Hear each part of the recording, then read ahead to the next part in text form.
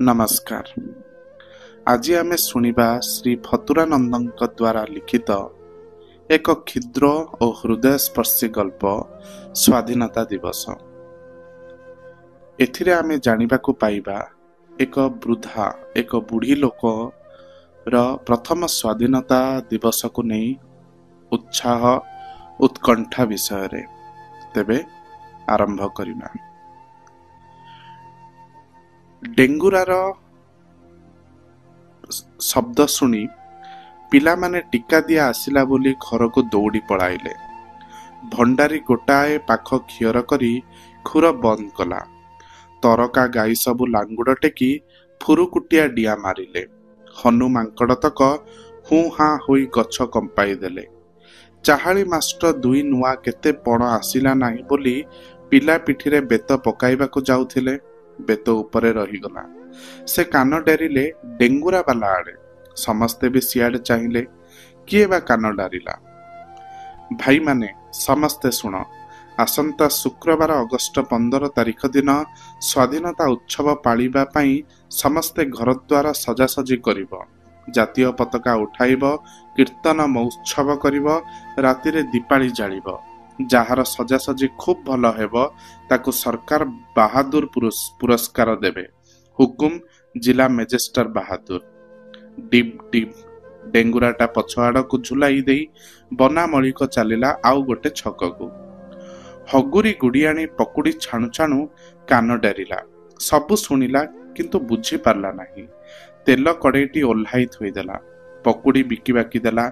चुली मुंडरू पैसा तक गणी देखिला 2 टंका 8 अणा। खेसारी तेल बाबद को टंका गले बाकी 8 अणा तार। पाकुड़ी किछि रहीगला। आउ 4 अणा खंडे होइथांदा। पकुड़ी टिके पोड़ीगला। जोगणीखिया डेंगुरा बालाटा पकुड़ी पकाइला बेले बजौछि। कि अबा गोटाए पेट तो 8 अणा हेलाणी। आज एई पकुड़ी तक खाई रही जिबिनी जे। पैसा तक चुली पछपटे पोता होइथिबा घड़ी रे पकई देई दुकान रे ताटी लगाइला। मनाटा भारी चंचल हेउथाए। बुझिबाकू कोन डेंगुरा बाला कहिला। केउंठी की जीव? दाम मास्टर पुओ गोपपरा कलिकता रे पढुछि। ताकू पचारिले सबु जणा जीव। गोपाल ता सांग मानक सांगरे बसी बहुत गरमा गरम चर्चा चलैथिला। हगुरी को देखि कहिला, किलो हगुरी कुआडे? पुओ ए डेंगुरा बाला कौन कहिला बुझी पारली नाही जे टिके बुझेबाकू आसिली। आम देश पर स्वाधीन हैला, सेथिलागि दशहरा देवाली परी घर द्वारा सजाइब खुशी करिब। स्वाधीन कौन हैला म? आलो जेउ साहब राजा थिले से गला। गांधी महात्मा तेबे राजा हेबे? हाँ हेले। गोपालर जने सांग प्रतिवाद करी, एहे एई मानको तुम्भे जदि बुझाई न पारिबो तेबे पाठ पढ़ी लाभ कौन? ए चेंटेई माइकिना को बुझेबा काठिकर पाठ। हाँ हाँ मारिदेले गला। मोर समय काहे एते बुझेबा को? हगुरी बहुत नेहुरा होई कहिला, पो टिके कहम मु निश्चय बुझीबी। सतरे कह किए राजा हेला? गोपाल सांगर अनुरोध एड़ी न पारी भाभी भाभी कहिला, राजा? राजा जवाहरलाल हेले। मला सेटा किए म? गांधी महात्मा एते दिन नढ़ेई करी बुढ़ा हेले आउ रजा हेला बेलको आउ जणे? आलो नाहिलो, गांधी रजा हेले, जवाहरलाल तांको मंत्री हेले। आड़कू जहर देश कथा बुझिबे।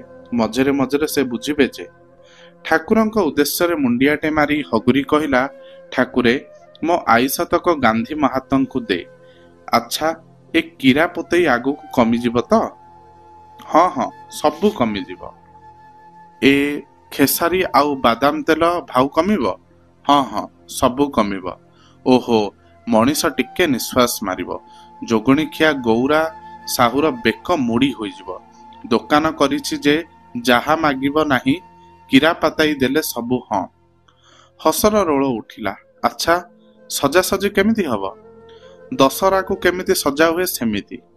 देवदारू डाल आनी कता दौड़ी रे बांधी घर आगरे नटकेइबू। रातिरे दीपाली जालिबू। बड़ बड़ुआ को डका हबो? हाँ बड़ बड़ुआ को डाकी गांधी रजा को कल्याण करने को कहबू आ जातीय पताका उड़ाइबू। से पताका केमितिया?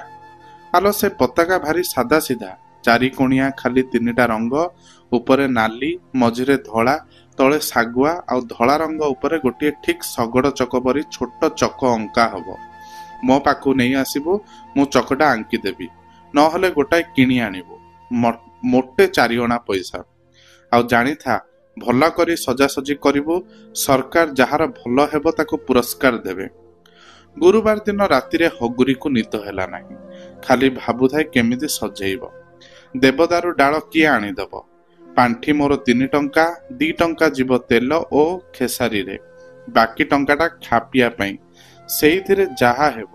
ଦୋକାନ ତ କଣ ବନ୍ଦ ହେବ ବୋଲି ସମସ୍ତେ କହୁଛନ୍ତି। ଦରକାର ପଡ଼ିଲେ 3 ଟଙ୍କା ଯାକ ଖର୍ଚ୍ଚ କରିଦେବି।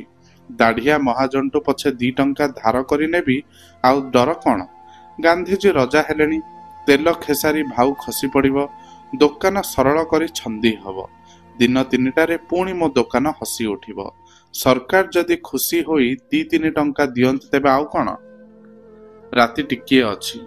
ହଗୁରି ଉଠିଲା, ଘରଦ୍ୱାର ଗୋବରରେ ଭଲ କରି ଲିପିଲା, ଅରୁଆ ଚାଉଳ ଗଣ୍ଡେ ବାଟି ଦେଇ ଚିତା ପକାଇଲା। ସକାଳୁ ବନା ଦେଖି କହିଲା, ହଗୁରି, ତୁ ନିଶ୍ଚୟ ପୁରସ୍କାର ପାଇବୁ, ଆଉ ଦେବଦାରୁ ଡାଳ କଦଳୀ ଗଛ ଆଣି ସଜେଇ ଦେ। ହଁ ରେ ପୁଅ, ସରକାର ଦେଲେ ଦେବ, ନହେଲେ ନାଇଁ, ମୁଁ ତ ନାଗିଛି। ସାଇ ଟୋକାଙ୍କୁ ବହୁତ ନେହୁରା ହେଲି, କେହି ଦେବଦାରୁ ଡାଳ ଆଣି ଦେଲେ ନାହିଁ। ଧରମା ମୂଲିଆକୁ ବାଧ୍ୟ ହୋଇ ସବୁ କାମ କରିଦେବାକୁ ମଜୁର ଦେଲି। ମଜୁରୀ, କତା, ବାଉଁଶ, କଦଳୀ ଗଛ, ମାଠିଆ ଦିପାଳି, ପୁନାଙ୍ଗ ତେଲ ପ୍ରଭୃତି ପାଇଁ ପଇସା ଦଉ ଦଉ ଖତମ। ମଲା ପତାକା ତ ଆଣି ନାହିଁ, କଣ କରିବି? ନା, ଯେମିତି ହେଲେ ପତାକା ଉଡେଇବି, ସେଥିପାଇଁ ବାଉଁଶ କିଣିଛି। ସରକାର ବକ୍ସିସ ଦେବନି ଯେ। ପେଡ଼ି ଲେଉଟାଇଲା। ବାସି ପଡ଼ି ସାଇତା ହୋଇଥିବା ଶାଢ଼ୀ ଉପରେ ନଜର ପଡ଼ିଲା। ହାତ କୁନ୍ଥୁ କୁନ୍ଥୁ ହେଉଥାଏ। କଣ କରିବି, ଆଉ ତ ସଫା କିଛି ନାହିଁ। ମନରେ ଥୟ କଲା, ହଁ ବା, ଆଡ଼କୁ କୋଉ ଲୁଗା ଆଉ ଶସ୍ତାରେ ନ ମିଳିବ ଯେ ଏତେ ଲୋଭ କାହିଁକି କରିବି ମ? ଆଗ କାମ ଆଗ ହଉ, ପଛ କାମ ପଛେ ଦେଖାଯିବ। ଲୁଗାରୁ ଅଧେ ଚିରିଲା। 4ଟା ପଇସା ମୋଟେ ବଳିଥିଲା। 4 ପଇସାର ନାଲି ଶାଗୁଆ ରଙ୍ଗ କିଣି ଚାଲିଲା ଗୋପାଳ ପାଖକୁ। ଗୋପାଳ କାନା ଦେଖି କହିଲା, ବଢିଆ କନା ଖଣ୍ଡେ କୋଉଠୁ ଆଣିଲୁ? ଖଣ୍ଡେ ଶାଢ଼ୀ ଥିଲା, ସେଥିରୁ ଗରେ ଚିରି ଆଣିଛି। ଗୋପାଳ ତା ମୁହଁକୁ ବଲ ବଲ କରି ଚାହିଁଲା, ଟିକେ ହସି କହିଲା, ବଢିଆ ପତାକାଟା ହେବ। ଏଡେ ବଡ଼ ପତାକା ଆମର ଏଠି କେହି ଉଡାଇ ନାହାନ୍ତି। କନାକୁ 3 ଖଣ୍ଡ କରିଦେଲା। ହଗୁରିର କେମିତି ସିଲେଇ କରିବାକୁ ହେବ ସବୁ ବତାବତି କରିଦେଇ ବିଦା କଲା। ଦିନ 10ଟା-11ଟା ବେଳକୁ ହଗୁରିର ସବୁ ଠିକ୍ ଠାକ୍। ତା ପତାକାଟା ସମସ୍ତଙ୍କଠାରୁ ବଡ଼ ହୋଇଥାଏ। ସମସ୍ତେ ଥଟ୍ଟାରେ କହନ୍ତି, ଏ ହଗୁରି ନିଶ୍ଚୟ ପୁରସ୍କାର ପାଇବ। ହଗୁରିକୁ କିନ୍ତୁ କେମିତି ଗୋଟାଏ ବିଶ୍ୱାସ ହୁଏ ନ ହବ ବା କେମିତି? ସେ ଯେ ତାହାର ସବୁଯାକ ପାଣ୍ଠି ଉତ୍ସବରେ ଲଗେଇଛି। ଆଚ୍ଛା, କୌଡ୍ରପତି ମାନେ ଖଣ୍ଡେ ଖଣ୍ଡେ ଲୁଗା ପାଇଁ ଲୋକଙ୍କ ହଇରାଣ କରୁଥିବା ବେଳେ ସେ ତାର ଏକମାତ୍ର ସମ୍ବଳ ଲୁଗା ଖଣ୍ଡି ଚିରି ପକାଇ ପତାକା ତିଆରି କରିଛି। ସନ୍ଧ୍ୟା ହେଲା। ହଗୁରି ଦିପାଳିରେ ବଳିତା ଦେଇ ପୁନାଙ୍ଗ ତେଲ ଦଉ ଦଉ ନିଅଣ୍ଟ ହେଲା। ପାଏ ମୋଟେ ତେଲ। ପକୁଡ଼ି ଛଣା କରେଇକୁ ଚାହିଁଲା। ହଁ ବା, ତେଲ ତ ଶସ୍ତା ହୋଇଯିବ, ଆଉ ଦାଢ଼ିଆ ମହାଜନ ତ ଟଙ୍କା ଧାର ଦେବ। ଏତେ ଭାବି ଲାଭ କଣ? କରେଇରୁ ପୋଛି ପାଛି ତେଲ ସବୁ ଦିପାଳିରେ ଢାଳିଲା। ସବୁ ଦିପାଳିତକ ଯେତେବେଳେ ଜଳି ଉଠିଲା, ସାହି ଟୋକାଏ ଚିଲେଇଲେ, ବାବାରେ ଆଲୁଅ, ହଗୁରି କମ୍ପେଇଲାରେ। ହଗୁରିର କୁଣ୍ଢେ ମୋଟ ମନ ହୋଇଗଲା। ହବାର କଥା, କୌଡ୍ରପତି ମାନେ କେହି 1000, କେହି ବା 2000, ଖୁବ୍ ବେଶୀ 5000 ଭିତରେ ଖର୍ଚ୍ଚ କରିଛନ୍ତି, କିନ୍ତୁ 3 ଟଙ୍କାର ପତି ହଗୁରି ସମୁଦାୟ 3 ଟଙ୍କା ଖର୍ଚ୍ଚ କରିଛି। ସନ୍ଧ୍ୟାବେଳୁ ଆରମ୍ଭ ହେଲା ଆତସବାଜି କାମ କିଲା ପଡ଼ିଆରେ। ବନା ହଗୁରିକୁ କହିଲା, ହଇଲ ହଗୁରି, ଗୋଟାଏ କାମ ବାକି ରହିଲା। ଗୋଟାଏ 2ଟା ହାବେଳି ନ ଲଗେଇଲେ ତ ସୁନ୍ଦର ଦିଶିବ ନାହିଁ। ଦାମ କେତେ? ଟଙ୍କାରେ 2ଟା। ସତେ ତ, ଏତକ କାମ ବାକି ରହିଯିବ କାହିଁକି? କରେଇ ଜାଲିଚଟୁ ଉପରେ ନଜର ପଡ଼ିଲା। ଦୌଡ଼ି ଯାଇ ଗୌରା ସାହୁ ପାଖରେ ବନ୍ଧା ଦେଇ ଗୋଟାଏ ଟଙ୍କା ଆଣିଲା। ପନାକୁ ଖୁବ୍ ଖୋସାମତି କରି ତା ହାତରେ 2ଟା ହାବେଳି ମଗେଇଲା। ଲଗେଇବ ବା କିଏ? ସେଇ ବନା ଗୋଟାଏ ଲଗାଇଲା। ସୁନ୍ଦର ଭର ଭର ସାଁ ସାଁ ଶବ୍ଦ କରି ହାବେଳିଟା ଉପରେ ଯାଇ ଗୁଡ଼ାଏ ଧଳା ନାଲି ନେଳି ଆଲୁଅ ଯେତେବେଳେ ବାନ୍ତି କରି ପକାଇଲା, ହଗୁରିର ଆନନ୍ଦ କି ଆଉ ସମ୍ଭାଳା ପଡ଼େ? ଆନନ୍ଦରେ କୁହାଟି ହେଲା, ମହାତ୍ମା ଗାନ୍ଧୀଙ୍କି ଜୟ। ହୋ ହୋ ପାଟି ଓ ହସରେ ସାହିଟା ଗରମାଗରମ ହୋଇଗଲା। କିଲାରେ ବାଣ ଫୁଟାଇଲା ଲୋକମାନେ କଣ ହଗୁରିଠାରୁ ବେଶୀ ଖୁସି ହୋଇଥିବେ?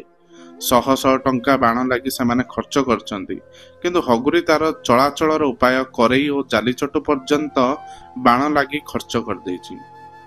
ସାଇ ଟୋକାଙ୍କ ମୁଣ୍ଡରେ ଗୋଟାଏ ଅଜଗବି ଖିଆଲ ପଶିଲା। ଥୋକେ ଆସି ହଗୁରିକୁ କହିଲେ, ହଗୁରି, ତୁ ଆର ହାବେଲଟା ଲଗା, ନିଜେ ସିନା ଲଗାଇଲେ ହବ। ହଗୁରି ହଟିବାର ପାତ୍ର ନୁହଁ, ବିଶେଷ ତ ସେଦିନ। ହଁ ବା, ସେଥିରେ କଣ ଗୋଟାଏ ପାଠ ଅଛି, ନିଆଁ ଟିକିଏ ଗେଞ୍ଜି ଦେବି, ସୁରସୁର ହୋଇ ଛାଡ଼ିଦେବି। ମଜା ଦେଖିବା ପାଇଁ ସାଇ ଟୋକାଏ କହି ଉଠିଲେ, ହଁ ହଁ, ସେୟା ତ କଥା, ଆଉ ତୁ ଲଗେଇବୁଟି। ହଗୁରି କାନି ଚୌକସ କରି ଅଣ୍ଟାରେ ଭିଡ଼ିଦେଲା। ହାବେଳିଟାକୁ ଧଇଲା, ଗୋଟା ଯାକ ଥରୁଥାଏ। ଦିହଟାକୁ ଖୁବ୍ ଦମ୍ଭ କରି ନିଆଁ କତାଟାକୁ ହାବେଳି ମୁହଁରେ ଗେଞ୍ଜି ଦେଲା। ହାବେଳି ହେଲା ସୁର ଭର। ଚାରି ପାଖ ଯାକ ଟୋକାମାନେ ଠିଆ ହୋଇ କହୁଥାନ୍ତି, ଧରିତା, ଖୁବ୍ ଜୋରରେ ଧରତା। ହଗୁରି ଗର୍ଜନ ଶୁଣି ଡରିଗଲା, ହାବେଳିଟାକୁ ଫୋପାଡ଼ି ଦେଲା। ହାବେଳିଟା ସେହି ସାହି ଟୋକାଙ୍କ ଆଗ ମନ୍ଥି ପକାଇଲା। ବାପାଲ ମାଲ ହୋଇ ଯେ ଯୁଆଡ଼େ ପଳେଇଲେ, ଆଉ କାହାକୁ ଆଗରେ ନ ପାଇ ହାବେଳି ପଶିଗଲା ହଗୁରି ଘର ଭିତରକୁ। ହଗୁରି ପାଟିରେ କଥା ନାହିଁ, ପଥର ପାଲଟି ଗଲାଣି। କାଲୁବାଲୁ କରି ଚାହିଁଛି, ତାର ଚେତା ପଶିଲା ବେଳକୁ ଘରେ ନିଆଁ ଧରି ସାରିଲାଣି। ସାଇ ଟୋକାଏ ଆରେ ପାଣି ଆରେ ବାଲ୍ଟି କରୁ କରୁ ନିଆଁ ଚାଳ ଉପରକୁ ଉଠିଗଲାଣି। ଦୋକାନର ଗୋଟାଏ ଠଣାରେ ଗଣେଶଟିଏ ପୂଜା ପାଇଁ ରହିଥିଲେ। ହଗୁରିକୁ ସମସ୍ତେ ହାଁ ହାଁ କରୁ କରୁ ଠାକୁରଙ୍କୁ ନେଇ ଆସିବା ଲାଗି ଜଳନ୍ତା ଘର ଭିତରକୁ ପଶିଗଲା। ଗଣେଶଙ୍କୁ ହାତରେ ଧରିଛି, ଠିକ୍ ସେତିବେଳେ ଜଳନ୍ତା ଶ୍ରେଣୀଟା ମୁଣ୍ଡ ଉପରେ ଛିଣ୍ଡି ପଡ଼ିଲା। ସେଇ ଟୋକାଏ ଖୁବ୍ ସାହସରେ ତା ଦରପୋଡ଼ା ଦେହକୁ ଟାଣି ଆଣିଲେ, ହେଲେ ସେ ଆଉ ଆଖି ଫିଟାଇଲା ନାହିଁ। ପତାକା ବାଉଁଶ ମୂଳରେ ନିଆଁ ଧଇଲା। ବାଉଁଶଟା ଭୁସ୍ କରି ଆଗକୁ ଭାଙ୍ଗି ପଡ଼ିଲା। ପତାକାଟା ବଞ୍ଚିଗଲା, କିନ୍ତୁ ହଗୁରିର ଆଉ କିଛି ରହିଲା ନାହିଁ। ତାର ସର୍ବସ୍ୱ ଦେଇ ସେ ନିଜେ ବି ଖର୍ଚ୍ଚ ହୋଇଗଲା। ସବୁ ସ୍ଥିର ହେଲା ବାଦ ନିଆଁ ଲିଭା ମଟର ଗାଡ଼ି ଆସି ପହଞ୍ଚିଗଲା। ନିଆଁ ଲିଭାଳି ଦଳ ହାତୀ ଶୁଣ୍ଢରେ ପାଣି ପଡ଼ିଲା ଭଳି ନିଷ୍କୃତିଆ ପାଣି ଫୋପାଡ଼ି ସବୁ ବିଲକୁଲ ଧୋଇଧାଇ ଦେଲେ। ହପ୍ତାଏ ବାଦ ସମାଜରେ ବାହାରିଲା ଯେ ରୋଷଣୀ କାମ କହ୍ନେଇ ଦଳେଇଙ୍କର ସବୁଠୁ ବଢ଼ିଆ ହୋଇଥିବା ଲାଗି ପ୍ରଥମ ପୁରସ୍କାର ପାଇଁ ଅଛନ୍ତି ଓ ଭଗବତ ବାବୁଙ୍କର ସବୁଠାରୁ ବଢ଼ିଆ ବାଣ ହୋଇଥିବା ଲାଗି ପ୍ରଥମ ପୁରସ୍କାର ପାଇଛନ୍ତି। ଗୌରା ସାହୁ ଶୁଣିଲା, ହସି ହସି ସାହି ଟୋକାଙ୍କୁ କହିଲା, ହେଲେ ହଗୁରିର ରୋଷଣୀ ଓ ବାଣ କାମ ସମସ୍ତଙ୍କଠୁ ବଳି ଯାଇଛି। କିର୍କାରିଆ ହୋଇ ସାହି ଟୋକାତକ ହସି ଉଠିଲେ। ଧନ୍ୟବାଦ।